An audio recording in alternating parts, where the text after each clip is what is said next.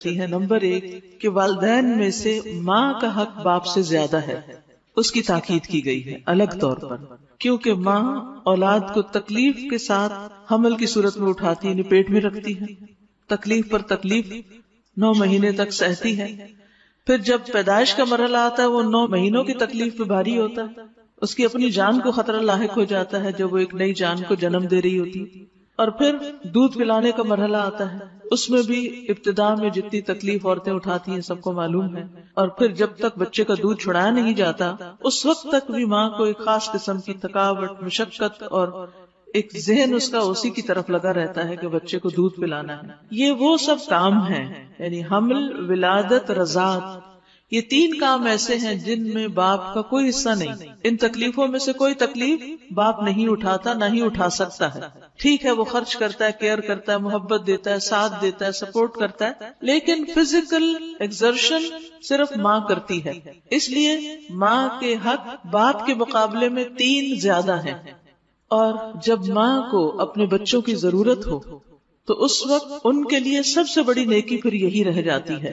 معاویہ بن جاہمہ کہتے ہیں میں رسول اللہ صلی اللہ علیہ وسلم کی خدمت میں حاضر ہوا اور عرض کیا اے اللہ کے رسول، میں آپ کے ساتھ مل کر جہاد کرنا چاہتا ہوں، ابتغی بذلک وجہ اللہ والدار الآخرہ، اس سے میں اللہ کا چہرہ اور آخرت کا گھر چاہتا ہوں۔ آپ نے فرمایا تیرا بھلا ہو، کیا تیری ماں زندہ ہے؟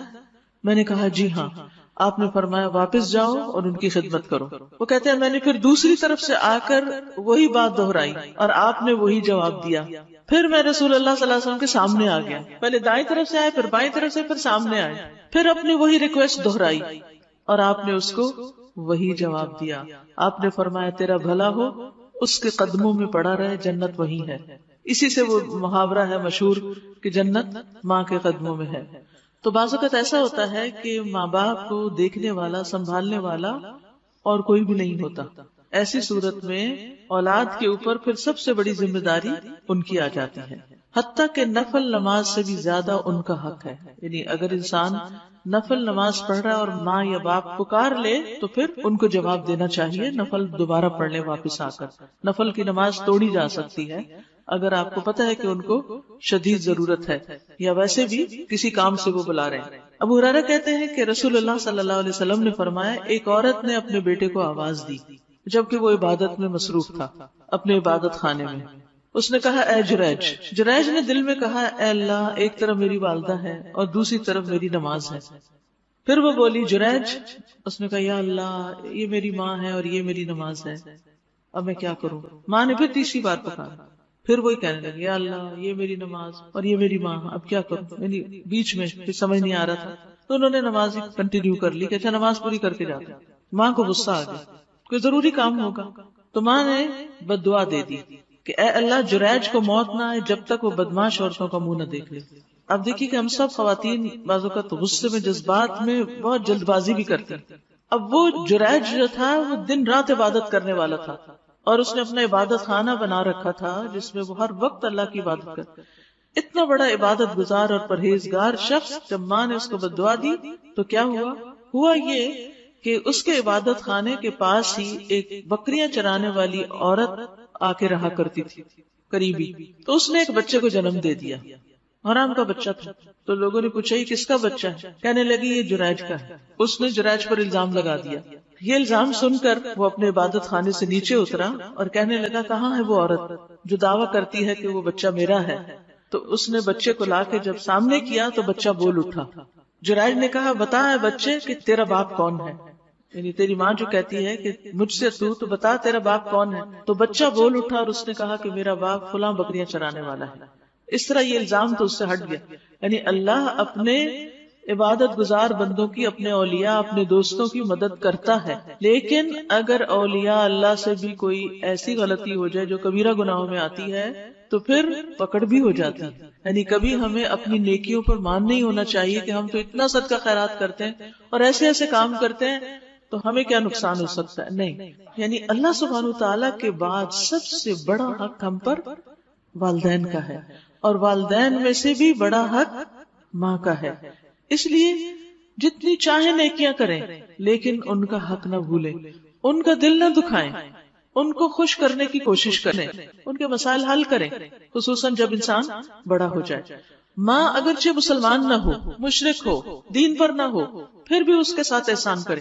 حضرت اسماء کی والدہ مسلمان نہیں تھی، مشرک تھی، مدینہ میں آئی ان کے پاس مدد چاہنے کے لیے، تو وہ آپ کے پاس آ گئی کہ اللہ کے رسول صلی اللہ علیہ وسلم میں کیا کروں، میری والدہ مجھ سے کچھ مدد چاہتی ہیں تو میں کیا ان کی مدد کر دوں؟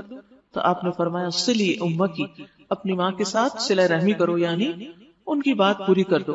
ایز لانگ ایز وہ کوئی شرک کرنے کا یا کسی غلط بات کا حکم نہیں دیتے. وہ پیچھے سورۃ لقمان میں واضح ہو چکا ہے کہ اگر ماں باپ یہ کہیں کہ اللہ کی نافرمانی کرو تو پھر ان کی بات نہیں ماننی، ورنہ دنیاوی عام معاملات میں ان کی رائے کے ساتھ اتفاق زیادہ بہتر ہے. اسی طرح جہاں ماں کی نافرمانی کبیرہ گناہ ہے، وہاں ماں کی اطاعت اور اس کے ساتھ حسن سلوک جو ہے یہ کبیرہ گناہوں کی معافی کا ذریعہ بھی ہے. ابن عباس کہتے ہیں کہ ایک شخص ان کے پاس آیا، اس نے کہا کہ میں نے ایک عورت کو نکاح کا پیغام دیا، اس نے انکار کر دیا، یعنی رشتہ ڈالا، وہ لڑکی نہیں مانی.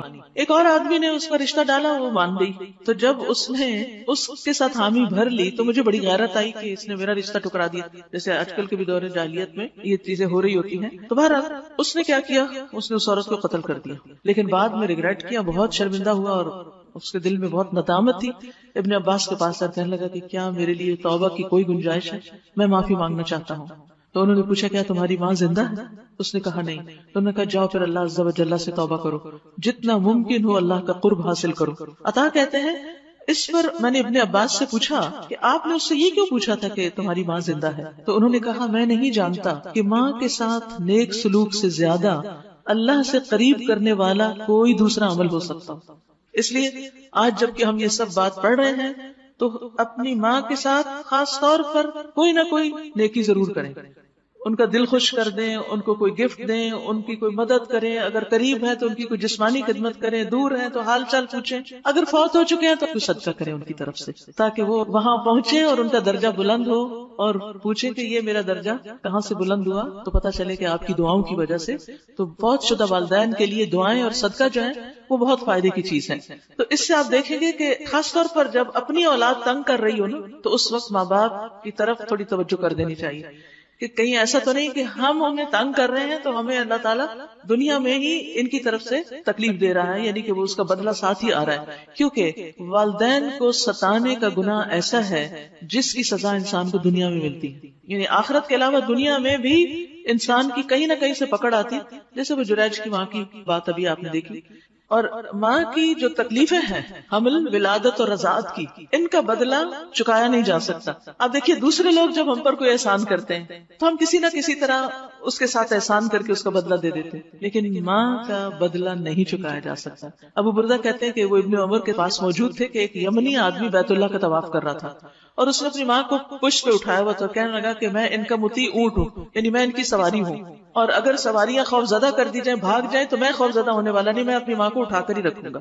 پھر اس آدمی نے کہا اے ابن عمر آپ کا کیا خیال ہے کہ میں نے اپنی ماں کا بدلہ چکا دیا، یعنی کندھے پہ اٹھا کے جو حج کرا دیا تو بدلہ ہو گیا؟ انہوں نے کہا اس کی ایک آہ کا بھی بدلہ نہیں چکایا تم نے، یعنی جو تمہاری ولادت میں تکلیف میں جو اس نے تکلیف اٹھائی کوئی بدلہ نہیں چکایا. یعنی تم صرف یہ چند کام کر کے سمجھتے ہو کہ بدلہ ہو گیا، بدلہ نہیں چکا سکتے ماں باپ کا.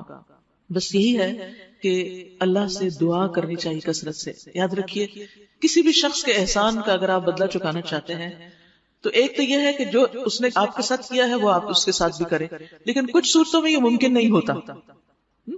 مثلا کسی نے آپ پر کوئی مالی احسان کیا تو آپ کی پوزیشن ہی نہیں ایسی کہ آپ جواب میں کچھ کر سکیں. کسی نے آپ کو پڑھایا سکھایا ہے تو اب آپ اس کو کیا پڑھائیں سکھائیں گے؟ پھر اسی طرح کچھ اور عمل ایسے ہو سکتے ہیں کہ جن کا آپ دوسرے کو بدلہ نہیں دے سکتے. کوئی کسی ایسی مصیبت میں آپ کے کام آ گیا کہ اب اس پر تو کوئی ایسی مصیبت نہیں کہ آپ اس کے کام آئیں، پھر کیا کریں؟ دو کام کریں. نمبر ایک، اس کے لیے خوب دعا کریں. یہ دعا جو ہے هل جزاء الاحسان الا الاحسان، کسی نہ کسی شکل میں وہ بدلہ ہوتا ہے. اور دوسرا یہ کہ اس کی تعریف، اس کی خوبیوں کا ذکر، یہ نہیں اس کے منہ پر، پیٹھ پیچھے. یعنی جب کوئی شخص کسی کا ذکر خیر کرتا ہے، اس کے احسان کا ذکر کرتا ہے مختلف لوگوں کے اندر، تو یہ بھی اس کا ایک طرح سے بدلہ ہو جاتا ہے.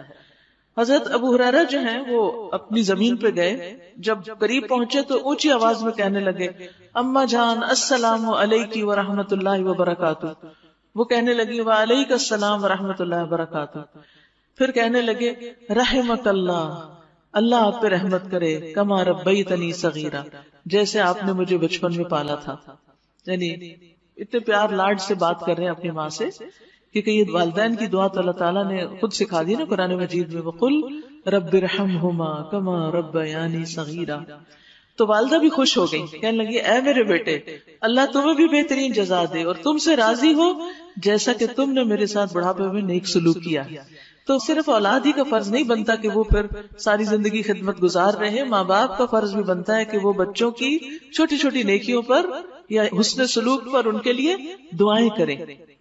پھر آپ دیکھیے دوسری بات جو یہاں سے پتہ چلتی ہے ان آیات سے، کہ انسان کو والدین کی قدر بڑے ہو کر آتی، بچپن میں نہیں سمجھ آتی. جب وہ خود والدین بنتے ہیں، اپنے بچے ہو جاتے ہیں، پھر سمجھ میں آتا ہے کہ ماں باپ کیا چیز ہے، پھر زیادہ ان کی طرف رجحان ہو جاتا ہے. اور یہ وہ عمر ہوتی ہے جس میں ماں باپ کی ڈانٹ ڈپٹ بھی کچھ کم ہو جاتی ہے اور بچے انڈیپینڈنٹ بھی ہو جاتے ہیں.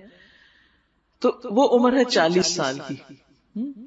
تو 40 سال کی عمر میں توبہ کی طرف توجہ یا تجدید توبہ جسے کہتے ہیں، یہاں پر اس کا ذکر کیا جا رہا ہے، یہاں تک کہ وہ 40 سال کی عمر کو جا پہنچا. یہ وہ عمر ہوتی ہے جس میں انسان کی مصروفیت اپنی انتہا کو پہنچی ہوئی ہوتی ہے. ایک طرف ماں باپ ہوتے ہیں اور دوسری طرف اپنے بیوی بچے. عورت کی ذمہ داریاں بھی بڑھ جاتی ہیں، ایک طرف اپنے چھوٹے چھوٹے بچے ہیں، دوسری طرف ماں باپ بوڑھے ہیں، ضرورت مند ہیں. اب انسان کیا کرے، انسان ڈیوائیڈ ہو جاتا ہے، سخت مشکل وقت ہوتا ہے. تو یاد رکھیے کہ اس میں پھر بیلنس کرنا چاہیے، نہ تو بچوں کو ٹوٹلی اگنور کر دیا جائے اور نہ پھر صرف والدین کے ہو کر رہ جائے. آباؤکم و ابناؤکم لا تدرون ایہم اقرب لکم نفعا، تمہارے ماں باپ یا تمہاری اولاد تمہیں نہیں پتا تمہیں کون زیادہ فائدہ دے گا. ہمیں دونوں کے ساتھ جو احسان کرنا ہے وہ اللہ ہی کی خاطر کرنا ہے. تو ایسی صورت میں انسان پھر والدین کے ساتھ خصوصی طور پر احسان کرتا ہے، اور اس احسان کا بدلہ کس طرح چاہتا ہے کہ یا اللہ میری اولاد کو بھی نیک بنا دینا. تو آج کی یہ دعا بہت ہی خوبصورت ہے، رب اوزعنی ان اشکر نعمتک التی انعمت علی وعلی والدی وان اعمل صالحا ترضاہ واصلح لی فی ذریتی انی تبت الیک وانی من المسلمین. تو پھر والدین کے اوپر جو نعمتیں تھیں اور وہ ان کی وجہ سے ہم تک پہنچی. آپ دیکھیے کہتے ہیں نا نعمتک التی انعمت علی وعلی والدی، یہ دونوں کو ساتھ کیوں ذکر کیا؟ اس لیے کہ ماں باپ کا جو سٹیٹس ہوتا ہے اس سے بھی بچوں کو فائدہ پہنچتا ہے.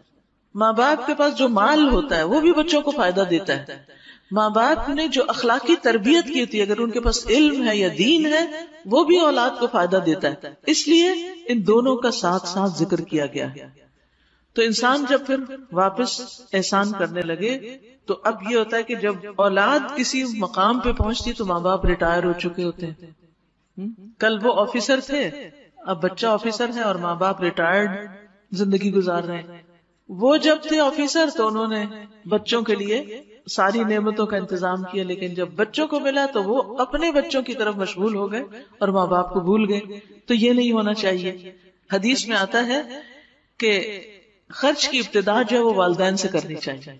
طارق محاربی کہتے ہیں کہ ہم مدینہ آئے تو رسول اللہ صلی اللہ علیہ وسلم ممبر پر کھڑے ہو کر لوگوں سے خطاب فرما رہے تھے. آپ فرما رہے تھے دینے والا ہاتھ اونچا ہوتا ہے اور سب سے پہلے تم اسے دو جس کے تم ذمہ دار ہو. اپنی ماں کو دو، اپنے باپ کو دو، اپنی بہن کو دو، اپنے بھائی کو دو، پھر اپنے قریبی رشتہ دار کو دو جو تمہارا زیادہ قریبی ہو. یعنی